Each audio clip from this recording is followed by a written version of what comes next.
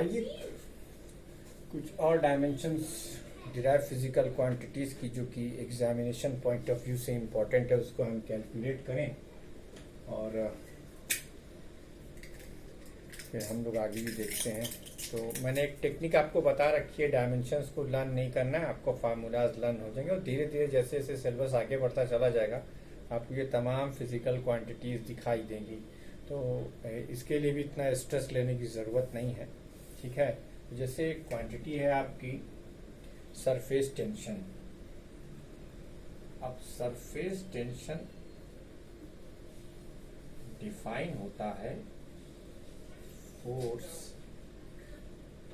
Per unit length, force per unit length. अब आपने force की डायमेंशन लिखी m है t की पावर -2, लेंथ की डायमेंशन लिखी तो ये क्या हो गया m t की पावर -2, ठीक। सरफेस टेंशन की डायमेंशन हो गई। अब ऐसे ही एक और इम्पोर्टेंट टर्म है surface energy. Surface energy energy per unit area होती है, एनर्जी पर यूनिट एरिया। अब एनर्जी की डायमेंशन आपको पता ही है ml² t की पावर -2 और एरिया की डायमेंशन l²। तो ये हो गई m t की पावर -2। एक चीज देखो, डायमेंशनली सरफेस टेंशन और सरफेस एनर्जी दोनों सेम है। तो एक क्वेश्चन यहाँ ये भी बनता है कि find out the pair of the physical quantities which have same dimension. तो एक पेयर हमने आपको ये बताया, एक पीछे भी हमने डिस्कस किया था, आप मार्क कर लीजिएगा, एनर्जी, वर्क और टॉर्क। अगर टॉर्क की डायमेंशन, टॉर्क या मोमेंट ऑफ फोर्स, हमने मोमेंट ऑफ फोर्स लिखा था, जहां मोमेंट ऑफ फोर्स लिखा है वहां आप टॉर्क भी लिख लीजिएगा, ठीक है। अब velocity gradient, velocity gradient, velocity gradient ये होता है वेलोसिटी पर यूनिट लेंथ। ये सब टर्म आगे आने वाला है, अभी आप फिलहाल सीख लें, क्योंकि पहले यूनिट टेस्ट में या उसमें आ गया तो तब तक हो सकता है हम यहाँ ना पहुंच पाए। तो इसलिए वेलोसिटी ग्रेडियंट की डायमेंशन सिर्फ t की पावर -1 रह जाएगी, सिर्फ t की पावर -1 रह जाएगी, ठीक है। अब बेटा कुछ इम्पॉर्टेंट डायमेंशन, जो मैकेनिक्स की कुछ इम्पॉर्टेंट डायमेंशन हैं जो एग्जामिनेशन पॉइंट ऑफ व्यू से इम्पॉर्टेंट हैं, हम उनके बारे में चर्चा करेंगे। जैसे कि एक क्वेश्चन के फॉर्म में लिख लेते हैं, find the dimensions, find the dimension of number 1 universal gravitational constant, universal gravitational constant, ठीक। नंबर 2 रिफ्रैक्टिव इंडेक्स, ठीक, इसकी डेफिनेशन। नंबर 3, ठीक है, ग्रेविटेशनल फील्ड स्ट्रेंथ। ये सब कुछ इंपॉर्टेंट डायमेंशन है। ग्रेविटेशनल फील्ड स्ट्रेंथ, ठीक, gravitational field strength. 4th radius of gyration, radius of gyration, ठीक। 5वां रेडियस ऑफ गायरेशन हो गया। मोमेंट ऑफ इनर्शिया, मैं इन चीज़ों को हाईलाइट इसलिए कर दे रहा हूं कि आपको मार्क रहे कि आपको ये सारी डायमेंशंस कैलकुलेट करनी है। मोमेंट ऑफ इनर्शिया, चलो अभी इतना ही से काम चलाते हैं। तो चलो इसको निकालने के लिए हम 2 साल पहले क्लास 9th में जाते हैं, वहाँ पर एक चैप्टर था ग्रेविटेशन, उसमें आपने एक फार्मूला पढ़ा था F = G times m1 m2 upon r²। उम्मीद करता हूँ याद आ गया होगा। यही हमारा यूनिवर्सल ग्रेविटेशनल कांस्टेंट है। तो अब G को पहले तुम सब्जेक्ट बना लो, ये हो जाएगा F r² upon m1 m2। अब F क्या है फोर्स, R क्या है डिस्टेंस, M1 क्या है मास और M2 क्या है मास। तो फोर्स की डायमेंशन जब आप लिखोगे तो आप ml⁻²⁻2 लिखोगे। लेंथ की डायमेंशन L का स्क्वायर लिखोगे। ठीक, नीचे मास तो मास है तो 2 बार आ जाएगा। अब देखो न्यूमरेटर में 1 है, डिनोमिनेटर में 2 पावर है, तो 1 पावर कैंसिल हो जाएगी, बाकी यहाँ 1 + 2 3 पावर, यानी इसकी डायमेंशन आ जाएगी ml³ m⁻1 l³ -2। Refractive index की डायमेंशन निकालनी है आपको। रिफ्रैक्टिव इंडेक्स तो म्यू से डिफाइन करते हैं इसको, क्या, velocity in one medium upon velocity in other medium. तो ऊपर भी आप लिखोगे l⁻⁻1 और नीचे भी आप लिखोगे l⁻⁻1। तो ये क्या हो जाएगा, ये हो जाएगा m⁻0 l⁻0 t⁻0। तो ये भी एक ऐसी फिजिकल क्वांटिटी है जो डायमेंशन लेस होती है और यूनिट लेस भी होती है। ये प्योर रेशियो है।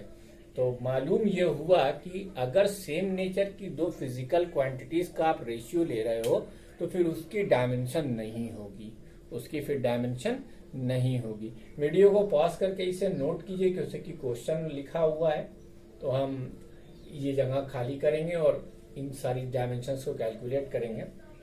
ठीक है, तो अब ये जो आपका तीसरा टर्म है gravitational field strength, gravitational field strength ये आपको इस साल पढ़ने को मिलेगा। एक बार फिर से यूनिवर्सल लॉ ऑफ ग्रेविटेशन एक चैप्टर आएगा, उस चैप्टर में आपको ये पढ़ने को मिलेगा। लेकिन अभी फिलहाल चूंकि हमारा काम नहीं है तो अभी हमें जरूरत सिर्फ इसकी डायमेंशन निकालने की है, तो हम इसको फार्मूले के टर्म्स में याद रख लेंगे। ग्रेविटेशनल फील्ड स्ट्रेंथ, इसका फार्मूला होता है ग्रेविटेशनल फोर्स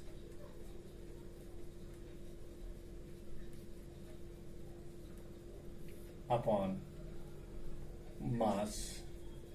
ठीक, ग्रेविटेशनल फोर्स अपॉन मास। अब बेटा मैंने आपको बताया था डायमेंशन में यूनिकनेस होती है, तो ग्रेविटेशनल फोर्स हो चाहे कोई भी फोर्स हो, डायमेंशन लिखोगे डायमेंशन सेम आएगी। एक वही कहानी फिर है हमको दोहरानी, ml⁻2 अपॉन m, इसकी डायमेंशन क्या आ जाएगी l⁻2। तो कृपया तपासून पहा लक्षात ठेवा। अगर आप ध्यान से देखें तो ग्रेविटेशनल फील्ड स्ट्रेंथ की डायमेंशन जो है वो एक्सीलरेशन ड्यू टू ग्रेविटी के बराबर है।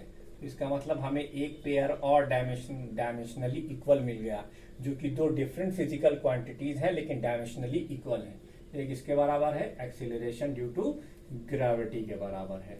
ठीक है, अगला आपके सामने क्या है, रेडियस ऑफ गायरेशन।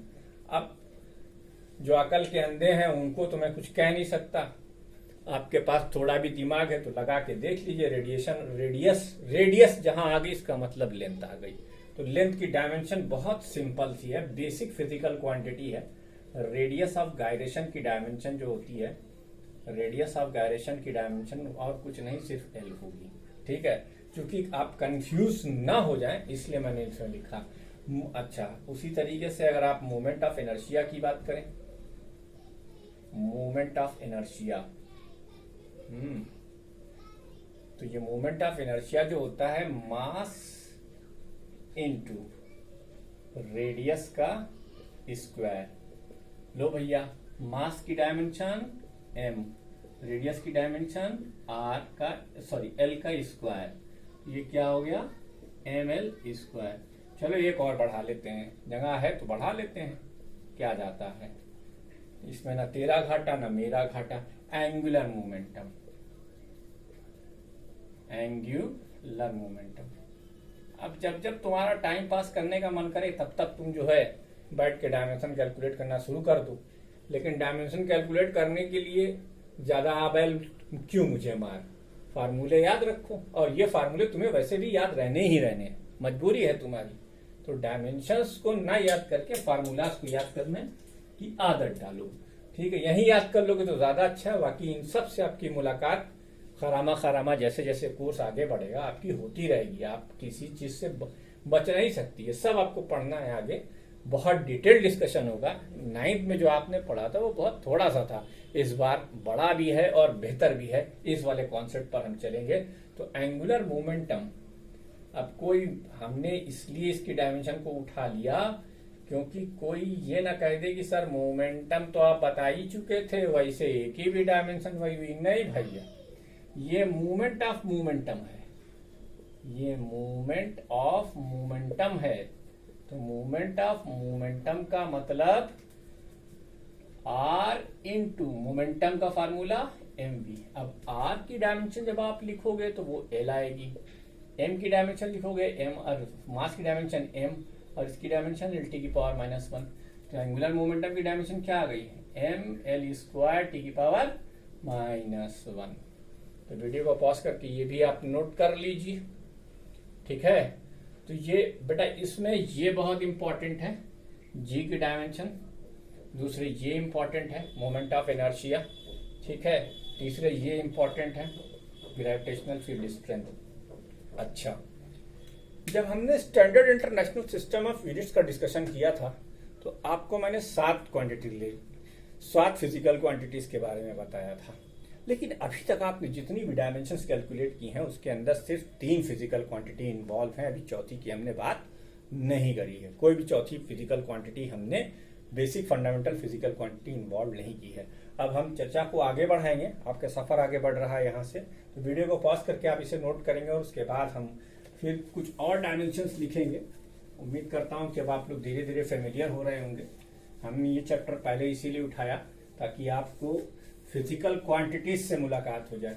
फिर इसके बाद हम अपने बुक के हिसाब से आएंगे कि पहले फिर हम पढ़ाएंगे मेजरमेंट। पहले आप फिजिकल क्वांटिटी से मुलाकात कर लीजिए, फिर उनको नापने के तरीके जान लीजिए, फिर उसमें होने वाली गलतियां जान लीजिए, फिर हम एक दूसरा क्लासिफिकेशन करेंगे वेक्टर का, और उसके बाद मैं आपको एक जादू भरा ट्रीटमेंट सिखाऊंगा सर आइजैक न्यूटन का, जिसे आप कैलकुलस मेथड कहते हैं। कहीं मत जाइए, बने रहिए हमारे साथ और देखते रहिए। कल तक, परसों तक, नरसों तक, जो भी आपके समझ में आए वो आप कह सकते हैं। चलिए साहब, तो चार्ज की डायमेंशन क्या होगी? चार्ज का फार्मूला होता है करंट इनटू टाइम, ठीक है। तो करंट एक फंडामेंटल फिजिकल क्वांटिटी है जिसकी डायमेंशन ए होती है और टाइम की डायमेंशन टी होती है। तो ये हो गया ए टी, ये आपकी पहली क्वांटिटी है चार्ज, ठीक है।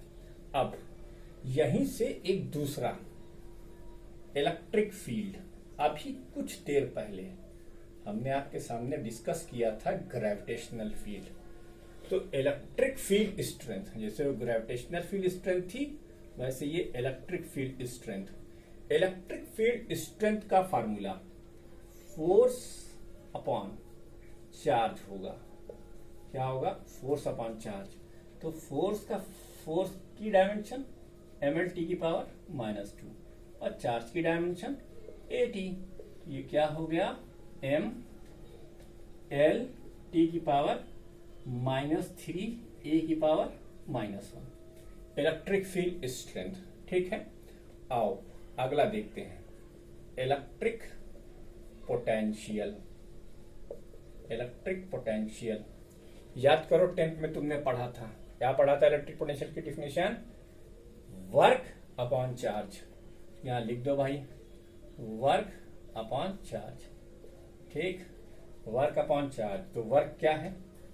वर्क की डायमेंशन ml² t की पावर -2 और चार्ज की डायमेंशन at। ये क्या हो गया? ml² t की पावर -3 a की पावर -1, ठीक है। अब जो लोग, इसमें एक चौथा टर्म आता है। कौन सा टर्म? चौथा आपका आ जाएगा, चार्ज निकाला, इलेक्ट्रिक फील्ड निकाली। देख रहे हैं अब आप 4 का टर्म आ रहा है, ठीक है। Charge, electric field strength, electric potential.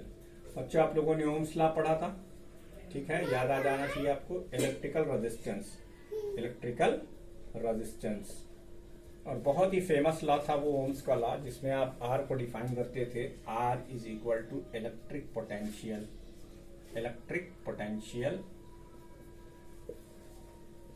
Upon current. Electric current, electric potential की डायमेंशन अभी हमने कैलकुलेट की, ऊपर से उधार मांग लो, ml स्क्वायर टी की पावर -3 ए की पावर -1 और नीचे इलेक्ट्रिक करंट ए लिख दो।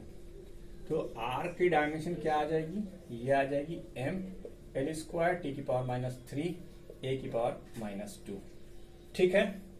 इलेक्ट्रिकल रेजिस्टेंस के बाद एक और अब ये इंपॉर्टेंट है, एक ये इंपॉर्टेंट है, एक ये इंपॉर्टेंट है, और एक और हम बताने जा रहे हैं। जैसे यूनिवर्सल लॉ ऑफ ग्रेविटेशन में कैपिटल G आया, तो ऐसे ही हम क्लास 12 में एक लॉ पढ़ेंगे, कूलॉम्स लॉ। कूलॉम्स लॉ में एप्सिलॉन 0 आएगा। ठीक है, तो उसे हम कहते हैं परमिटिविटी कांस्टेंट। क्या कहते हैं? Permittivity constant. तो अभी इसको क्वेश्चन बना के लिख लेते हैं, find the dimension of permittivity of free space. ठीक है, इसको एप्सिलॉन 0 से कहा जाता है। अब इसको डिफाइन करने के लिए हमें कूलम्स लॉ पढ़ना होगा। अब कौन जाए कूलम्स लॉ पढ़ने, अभी तो आप 11th में है और ये आएगा 12th में। तो अकॉर्डिंग टू कूलम्स लॉ, लेकिन अभी आपके सामने एक चमत्कार होगा। इसके पिछले वाले बोर्ड पर हमने एक लॉ लिखा था, F is equal to G times M1 M2 upon R square. यहां पर हम लिखेंगे Q1 Q2 upon R square. मास की जगह चार्ज हो गया और डिस्टेंस सेम रही, और G की जगह पर ये आ जाएगा 1/4 पाई एप्सिलॉन 0। तो बेटा एप्सिलॉन 0 को सब्जेक्ट बना लो। जैसे ही एप्सिलॉन 0 को सब्जेक्ट बनाओगे तुम्हें यहाँ लिखना पड़ेगा 1/4 पाई। अच्छा, ये बेचारा गरीब है, इसके पास डायमेंशन नाम की कोई चीज नहीं है, तो ये अब आ जाएगा Q1 Q2 upon FR square. देखो, अगर तुम एनालॉगी देखोगे तो एप्सिलॉन 0 और G की एनालॉगी सेम है, बस एक चीज का फर्क है, चूंकि वो मामला पोटेंशियल ग्रेविटेशनल पोटेंशियल का था, तो ग्रेविटेशनल पोटेंशियल के लिए हमने क्या लिया, हमने मासेस लिया। अब यहाँ मामला परमिटिविटी का है, इलेक्ट्रिक फील्ड का है, तो हम यहाँ पर चार्ज ले रहे हैं, बस इतना सा फर्क है। सो बात की एक बात है, यही एक बात है। क्या? इसका डायमेंशन AT लिखेंगे आप, इसकी भी डायमेंशन AT लिखेंगे आप, इसकी डायमेंशन mLT की पावर -2 लिखेंगे आप, इसकी डायमेंशन L स्क्वायर लिखेंगे आप, और इसे आप सॉल्व कर देंगे। तो ये कुछ इलेक्ट्रिसिटी से रिलेटेड या इलेक्ट्रोमैग्नेटिज्म से रिलेटेड कुछ डायमेंशंस थी जो मैंने आपके सामने रखी। वीडियो को पॉज कीजिए और इसे नोट कीजिए। आगे बढ़ते हैं इसके आगे।